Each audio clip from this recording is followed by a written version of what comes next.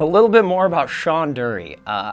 Outside of working in Remedy games, I've worked in film and television and theater, and I play in a music comedy duo that tours around the States and plays at colleges, and we write silly songs about inappropriate things, and I also do magic. I got approached to work on Control by Sam, and I had already known Sam because of my involvement in Quantum Break, and so I was fortunate enough to be on the short list of actors that he calls, and so that's how I ended up in Finland. It feels great to be back at Remedy. I had such a good time working on projects prior to this and meeting the people and the relationships I've had here, and it means a lot that Remedy also believes in me and trusts in what I can do as far as the performances, because Remedy is a great developer of games, especially the content in the games, not just running around and shooting things. And knowing that they trust me with one of their parts is an amazing feeling. The last couple of days back, jumping in head first into filming this has been fantastic. It really is a moving train. There's a lot of things going on at once, and I know that I'm part of it to just help make it be as good as possible. Everybody's job is important. I just happen to be in front of the camera, but there's so many people making this happen that we're all working together in such a great way, and it's amazing to be a part of it and see it all come to fruition. What do I think about Dylan?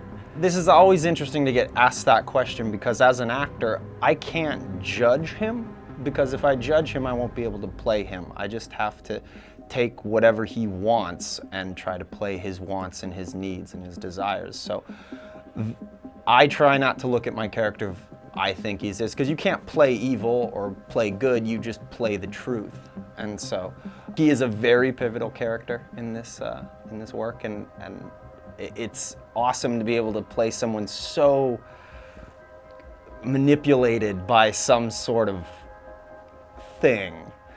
I don't know what I'm allowed to tell people or not. The process with Sam and Hannah and kind of briefing me on Dylan was really cool, because the character already exists from Sam, but he left enough open that I could bring in my 10 cents. You know, I definitely felt like I was collaborating in making this, because ultimately I have to embody him. And so Sam wanted to know what I thought of different facets of Dylan and what's happened to him in his life, and maybe what is it that we don't address in this particular segment or this story right now, but what has already happened to him to make him the way he is. And I got to all of the input that I could ever want on that. Anything that I suggested, they were really happy to hear and accept, and if it helped me get into the right frame of mind, then they were all about it. Making a video game is so much different than TV and movies.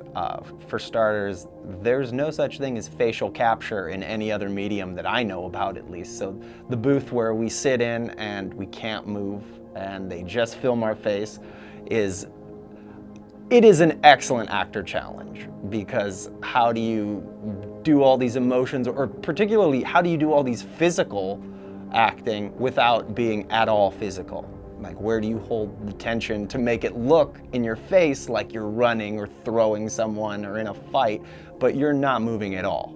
You can't move your head more than 2 or 3 inches. And so that is a challenge that doesn't exist in any other acting medium that I've been a part of.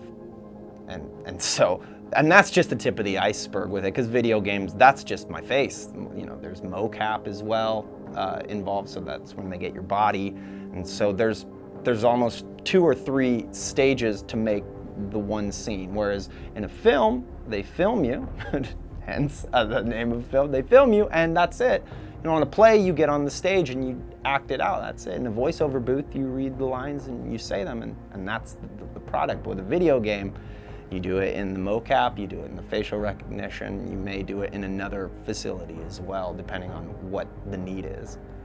No one can see magic unless you believe in magic. For instance, like out of nowhere, you can just reach up and grab something out of the sky, and that's magic. In fact, if you don't see it, then you'll never see it when it appears. And I took this off the camera, so it might fall apart at any minute.